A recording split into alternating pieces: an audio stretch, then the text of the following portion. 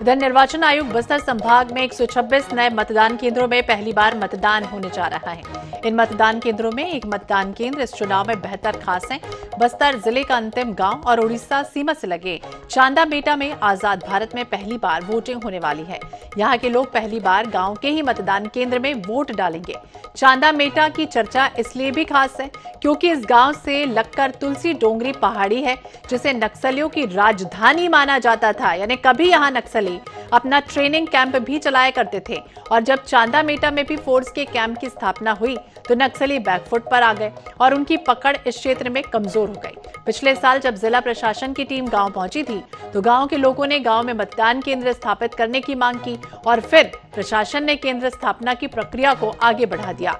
निर्वाचन आयोग के प्रमुख जब दिल्ली में चुनाव की तारीखों का ऐलान कर रहे थे तो उन्होंने चांदा मेटा का जिक्र किया, जिससे अंदाजा लगाया जा सकता है कि गांव और यहां इस चुनाव के लिए बना मतदान केंद्र कितना खास है।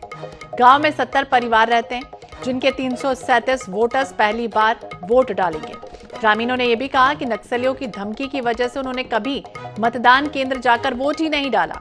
चांदा मेटा के ग्रामीण जगदलपुर विधानसभा के लिए वोट डालेंगे। चांदा मेटा गांव बस्तर जिले का अंतिम गांव है।